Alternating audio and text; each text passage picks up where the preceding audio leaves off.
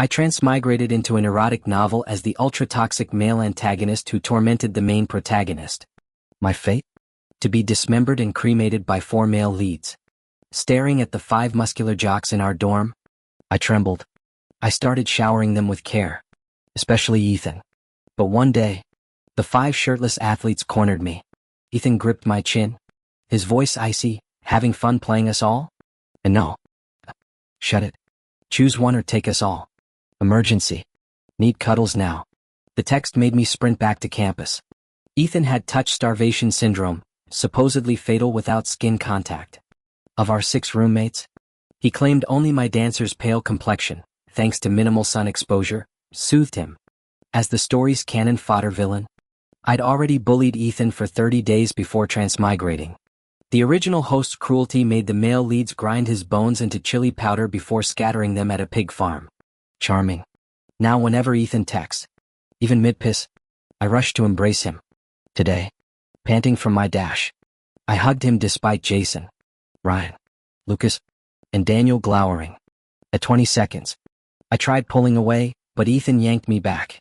Our lips accidentally brushed. Jason, Ryan, Lucas, and Daniel glared like hungry wolves. I stammered, Ethan's having an episode. The lip thing was accidental. I'm just his treatment tool. Ethan smirked, pulling me closer. It's bad today. Alex needs to hold me longer. Maybe kiss me properly. Kiss. What the hell, they actually kissed. The main alpha males all rose to their feet, their eyes blazing with fury. Was I about to get dismembered ahead of schedule? Turned to ashes? What should I do? No. I had to salvage this somehow. Ahem. It's all a misunderstanding. That was totally accidental. I didn't actually kiss Ethan. So you don't like kissing Ethan? Wait. That phrasing felt weird. I claimed to have class and bolted from the dorm. Those predator-like stares were terrifying. But night fell, and I had to return eventually. You can't avoid fate forever. Staring at my reflection in the dance studio mirror, I brainstormed until landing on a brilliant plan. Grow out my hair. Wear sheer fabrics.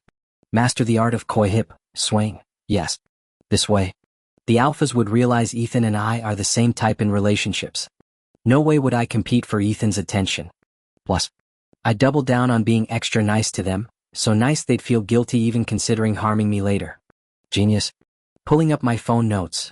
Dorm leader Jason comes from a military dynasty. Grandfather, father, grandmother, mother, aunts, all high-ranking officers. At 6 feet 4 inches with bronze skin and fists that could KO a bull. He's terrifyingly high maintenance. No scallions. No ginger, claims allergies. Rejects both hot and cold foods. Seriously, how did he grow so huge? Strangest of all, this giant is scared of the dark, insisting nightmares plague him if sleeping alone. Since my transmigration, he's crammed into my twin bed nightly. My move, bring him ginger-free takeout. Let him eat. Then bedtime. Tonight I'll tell him bedtime stories. By morning, he'll forget that accidental lip brush with Ethan. Perfect. Second dorm mate Ryan, the long-lost heir recently reclaimed by the Bennett family, has that ridiculously aristocratic face. Childhood trauma made him viciously temperamental. The type who'd eventually smash my skull. But he's got a sweet tooth, for desserts without whipped cream. Solution, personally bake him love-infused pastries. Shower him with affection until he transforms into a sunshine boy. Third dorm mate Lucas. 6 feet 3 inches scion of academia. Wears glasses and preppy sweaters. Outsiders assume he's gentle, wise, a scholar in sports. Reality, he's unhinged. Could be tenderly checking your temperature while sharpening a knife behind his back. Pretty sure he's got undiagnosed psychiatric issues. But he's easy to placate. Absolutely enchanted by my dancing. Whenever I perform in front of him, his mood instantly lifts. The more exhausted I get from dancing, the brighter his smile becomes. My new dancewear ordered online just arrived. Tonight I'll give him an extended performance that should erase any lingering thoughts about that accidental lip contact with Ethan. Daniel, the fourth roommate with striking blue eyes and golden curls, looks like he stepped off a Calvin Klein billboard. Though I suspect his eventual involvement in the cremation incident stemmed from peer pressure. He's sweet too, bringing me warm milk nightly for better sleep. Such a pure soul. Though lately I've been waking up inexplicably sore, probably from Jason's giant frame crowding my bed. Maybe 2 glasses of milk tonight will keep him from getting mad. Ethan, the 5th roommate with that skin hunger condition, has muscles that ripple even through casual contact. The guy's practically a walking hormone factory. I've lost count how many times I've noticed his enthusiasm during our closeness. Born with that hypersensitive physique. Even casual contact gets him worked up. As the 6th roommate at 5 feet 11 inches with porcelain complexion, my ballet-trained body folds like origami. With loving parents and flawless technique, I could have had it made, if only I hadn't messed with Ethan. Now they've all seen me kiss him, though I swear it was accidental. After reviewing these notes, I started baking a creamless cake. At 9 p.m., clutching my dancewear and bland dinner, no onions/ginger. I entered our dorm to find all 5 roommates present. Jason emerged shirtless from the shower, water droplets tracing his Adonis belt. My former gym rat instincts kicked in before I knew it. My fingers brushed his abs. He grabbed my wrist, pulling me flush against him. You what? Feel free. We're brothers. No need for formalities. His bicep flexed under my palm as my other hand instinctively explored his pecs. The dorm fell silent except for Ethan's suddenly uneven breathing. Perfect. He still sees me as a bro.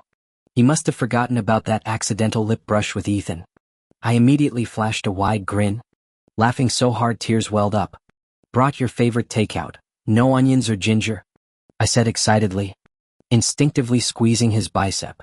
Damn. Rock solid. Typical athlete. After hastily placing the food on his desk, I noticed Jason staring at me like I was his next meal. Was he seriously that starving? As his bro, I felt obligated to reassure him. Don't worry, Jason. It's your usual order. I missed the dark flicker in his eyes, too busy noticing Ryan removing his gaming headset, quickly shoving a cake toward him. I fawned. Homemade sugar-free. Ryan, you crush those noobs, I'll handle your ranked match. My brown-nosing worked. He grunted approval, mouth full of cake. When I tried dragging my chair over, Ryan didn't budge. His hulking desktop setup left me stranded. Just park it on my lap. Brothers do this all the time. He smirked. Since when? But his in-game character was about to die, and so was I if that happened. I plopped onto his thighs and started sweatily clutching his mouse. Ryan's gaming addiction was legendary. Trash skills, top-tier gear, and zero chill about losses. Not that I minded. His rig ran my favorite titles buttersmooth. Carrying his rank? Child's play for a pro like me. After appeasing both alphas, I slid next to Lucas. The bespectacled bookworm never parted with his novels. Leaning closer, I glimpsed, wait, was that a BL manga about gang raping some twink? Classic Dom behavior. Probably taking notes on how to convince Ethan. Into this stuff, Alex? Lucas purred. I jerked back like he'd brandished a knife. No. Just checking the font size. My paranoid glance around the room screamed guilty conscience. It's clearly Lucas reading the steamy novel. Not me. Everyone else seems occupied with their own business. No one glancing our way. I let out a relieved sigh, leaning closer to Lucas and whispering, my new dance outfit arrived. When are you free tomorrow? I'll give you a private show. Lucas' fingers tightened around his book. His lips curled into an immediate smile, eyes sparkling with delight. His obvious excitement meant he'd agreed. Now only Daniel remained. I peeked at Daniel fiddling with something at the neighboring desk. Jason had nearly finished his meal. Why hadn't Daniel brought me my milk yet? Once Jason went to bed, I'd become his human body pillow. Just as I thought this, Daniel stood up. Perfect, milk time. I needed to shower first before drinking it and settling in. But my phone buzzed. I scrambled back to my seat. A link from my best friend popped up. Curiosity made me click. The article described an outrageous situation at Unending University. If dorm mates offer you milk, refuse it. The drink would be spiked, knocking you out cold for questionable activities. The punchline? In Unending dorms, only the bed frames stay straight. Alex, your milk's warmed. My phone clattered onto the desk. Milk? Dorm mates? That insane story flashed through my mind. This couldn't be happening. Daniel reached for my phone. I snatched it back, jerking away so violently my head smacked the upper bunk. Tears sprang to my eyes. Alex, you okay? Daniel asked. I forced a grin. Death, gripping my phone. And nothing. Guys just look at girls' pics sometimes. Anyway, shower first. Milk later. I grabbed clothes. But Daniel blocked my path. He leaned in until his lips brushed my ear. Let me check that bump. I recoiled, voice cracking. No, I'm fine. Just a scratch. My racing heartbeat confused me. Why did Daniel's proximity make me breathless? Stupid top energy move, flirting this blatantly with Ethan in the room? If Ethan misunderstood, good luck becoming his future boyfriend. Daniel, drink the milk first. Alex, you should have it while it's hot. It tastes different when cold. Sweat dripped down my back. Why are they so insistent about me drinking milk? This can't be happening. Ethan is supposed to be the main love interest. That story described how Daniel would use his innocent appearance to make Ethan devote himself completely, then drug him for non-consensual relations when his guard was down. But now he's forcing milk on me. Could this be like that link I saw earlier, spiked with something? Would they, after I fall asleep? No way. Absolutely not. I noticed other dorm members watching. Why were they all looking at me so strangely? Even Ethan was glaring at me like he wanted to devour me whole. He must have misunderstood my relationship with Daniel. You idiot. Daniel. Flirting with me in front of your supposed partner? You'll end up in hell for this. Alex, drink up. Daniel went through all this trouble. He'll hide and cry again if you refuse. Jason boomed in his thunderous voice. Startled, I gulped down the entire glass. In the bathroom, I desperately shoved fingers down my throat. After what felt like forever, I only managed to throw up half. Well, at least some came out. Maybe it's enough. I decided to fake sleep tonight to test them. Then I heard it after lights out. Who's going first tonight? Be gentler than yesterday. No more marks on Alex's neck. Right. Alex acted weird today. Ethan, you always go too hard, you're last. Me. I just made his lips bleed once. Once was enough. If Alex hadn't blamed it on spicy food, we'd have been caught. My world came crashing down. Their conversation revealed something unthinkable. This can't be real. Wasn't I supposed to be a side character? And Ethan, isn't he the main protagonist? Holy crap. What kind of twisted world did I enter? Are they all planning to? Trembling violently, I clutched the blanket. Eyes squeezed shut while chanting, Dear Lord, save me. Dear Lord, save me. The mantra eventually lulled me to sleep, or maybe it was the remaining milk finally taking effect. Little did I know. While I was asleep, the 5 guys from the dorm stood by my bed staring at me. You scared him so bad his eyelashes are trembling. How did Alex notice? Daniel, your skin hunger needs to disappear. You must have freaked him out kissing him today. Ryan, what's with the milk incident? Has nothing to do with Ryan's milk. This kitten's starting to awaken. Cancel tonight's group activities. Everyone's on their own now. Jason, our leader, declared while the others grunted in agreement. The dorm fell silent instantly.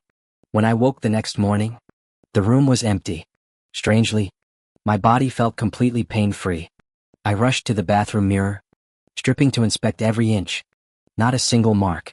So that whole connection story was bullshit. Thank God I'm still a straight guy. Knew the plot couldn't get that ridiculous. Dressed in my new gender-neutral outfit, purple crochet sweater, white booty shorts, ankle socks with sneakers, I accessorized with silver neck chains and glittering studs. Perfect twink aesthetic. Standing next to Ethan at his birthday party, Jason's crew would instantly recognize we're both bottoms. No way they'd think I'm competition. My phone buzzed with confirmation texts as I left for Royal Star Hotel's penthouse suite 101. The instant romance theme room lived up to its reputation: rose petals, pink lighting, and a bed large enough for Ethan's entire harem. Various condom brands decorated the nightstand. Testing the mattress springs, I barely registered the door opening. Alex? Jason's voice rumbled behind me. Why'd you call us here? The others filed in, Ryan adjusting his glasses, Lucas smirking by the minibar, Daniel already eyeing the cake I'd special ordered.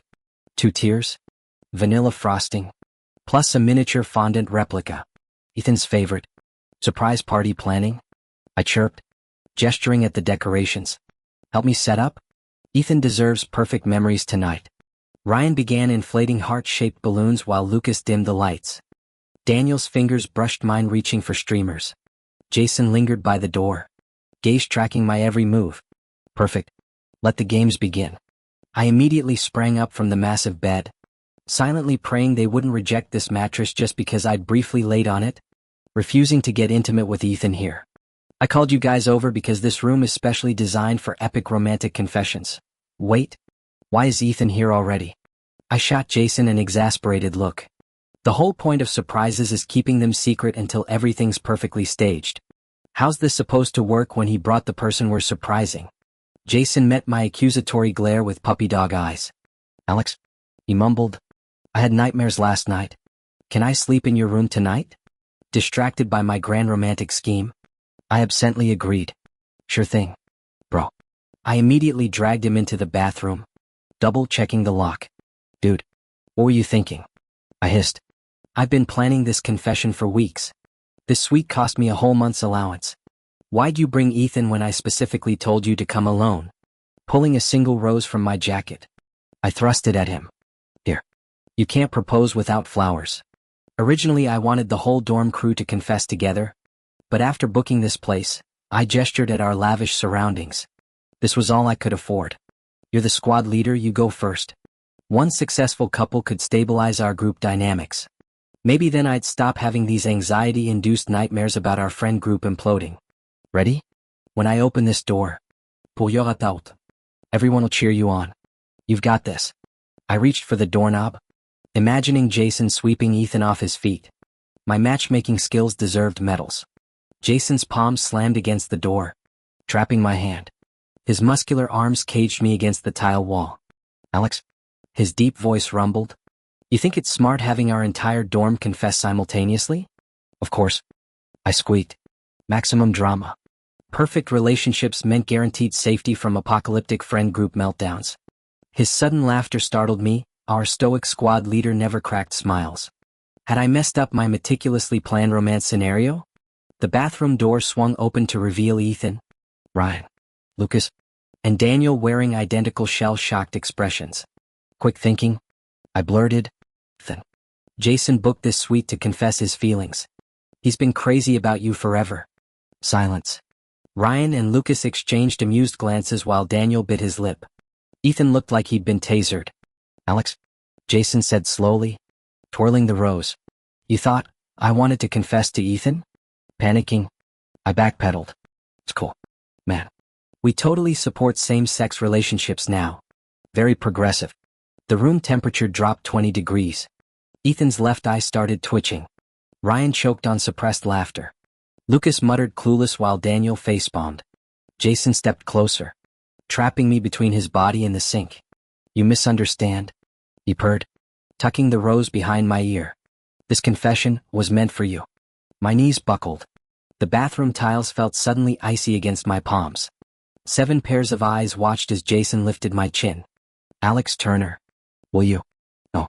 Ethan roared, tackling Jason into the jacuzzi. Ryan hooped, splashing champagne from the minibar.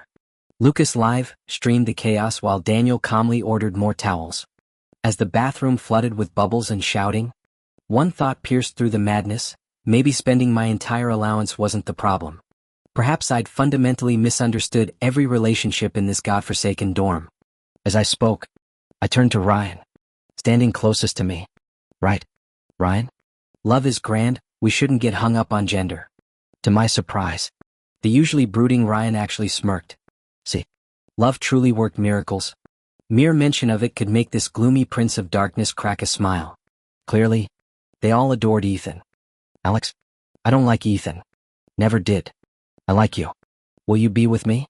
What the hell did Jason just say? Holy shit. I stumbled backward in panic.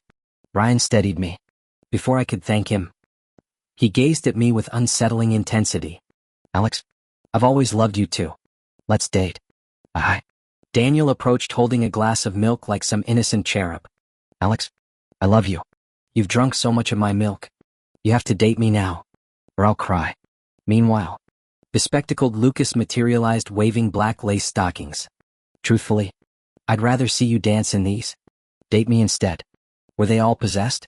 They say some hotels are haunted. Did I accidentally book a murder room? Hyperventilating? I looked desperately toward Ethan for help, praying he'd laugh this off as some twisted joke. Instead, Ethan yanked me into his arms, lips brushing my ear. "I'll die without you, Alex. You know my skin hunger only you can cure. Be mine. Jesus H. Christ. Do you even hear yourself? You're the bottom here, propositioning me in front of your four tops?" Cold sweat drenched me as they formed a human cage. When I finally escaped Star Emperor Hotel, my entire worldview, no, my actual facial features, felt shattered. I raced back to campus and threatened suicide unless they changed my dorm. Even after begging and fake fainting in room 101, I barely got out alive. Tops? Bottoms? Just a pack of lunatics. My brain's mush now. I don't know what's next, but avoiding them comes first. Thankfully, being a dance major kept me separate from their sports crowd. After moving dorms, our paths rarely crossed. Peace lasted until National Day break. As an out-of-towner, I took a lucrative dance tutoring gig, $3,000 per session from some rich kid named Zhao Zirui. Hesitation. Please. My wallet still ached from that cursed hotel booking. But fate delivered another psycho. On the first holiday, Zhao locked me in his mansion with actual chains, ripping off my shoes and socks. He tried kissing my feet. "Teacher Alex," he moaned, "you're irresistible. I'll treat you right. Don't worry. My family's loaded. You'll stick with me from now on, you're staying here. I'll come spoil you every day after class. I'm in peak condition. Got 18 centimeters down there. We can go at it daily. I'll make you happy. Way happier than Jason ever could. Happy my ass. Damn psychopaths everywhere. 18 centimeters? What's that even mean?" I thrashed wildly, but the chains on my wrists and ankles tore into my delicate skin. Blood seeped out. Fucking hurts. I tried reasoning with him, but the bastard acted deaf. He grabbed a knife and sliced my palm, actual blade to flesh action. Nearly passed out from the pain. Then he called over his buddies. After the last 101 incident, their smirking circle around me screamed trouble. Guess I won't have to wait for Jason's pack to destroy me. This lunatic's finishing the job first. Let me go, or you'll regret this. This is illegal. Also, a red-haired guy barked laughter. So, you'd need to escape the Miller estate first. Ethan's new toy. Jason's got taste. Look at this porcelain doll. Bet he rides real sweet. They knew Jason? The whole dance tutor gig was a trap. I bit down hard, ready to end it. Better dead then, but a crash interrupted. A swarm of guys with bats stormed in, beating the crap out of the bullies. Jason snatched a blade and hacked through my chains. Jocks in their brute strength. I vaguely registered his frantic voice. Saw his bloodshot eyes through the haze. Everything hurt. Darkness swallowed me. Waking up, I found Daniel inhaling barbecue skewers by my hospital bed. He choked on a kidney bite when I blinked awake. "Alex, you're alive. Thought you were toast. Emptied my savings for your funeral red envelope." I croaked. "Charming. Jason saved me?" The name unleashed Daniel's gossip flood. "You should have seen him. When feral finding you like that. Jason pounded those guys into pulp. Got his ass beat by the Carters for brawling. They're shipping him to some remote military camp. No Carter brawls in public, or whatever." Ryan stormed back to the Bennetts. Next thing, the Miller empire collapsed, but rumor says the Bennetts froze Ryan's trust fund. And Lucas? That quiet foster kid did something shady. The attackers can't dance anymore. Career-ending accidents, they're saying. But at the same time, he was publicly reprimanded by the entire school and lost his scholarship. As for Daniel, he leveraged his foreign citizenship to directly spike their drinks with drugs. He got detained by the police for several days before being released. But you know what?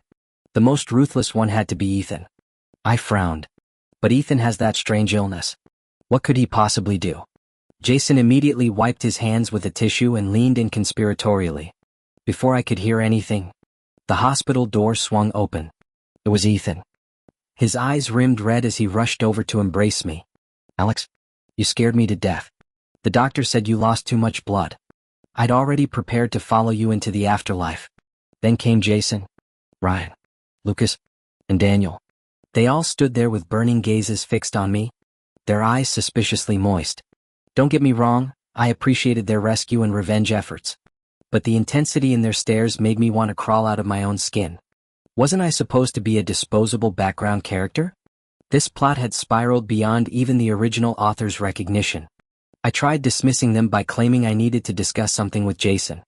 But he immediately excused himself, leaving me trapped with 5 emotionally charged men. Ethan noticed my discomfort first, releasing his grip. I pulled the sheets up defensively, watching as they exchanged silent glances until 4 reluctantly filed out, all except Jason.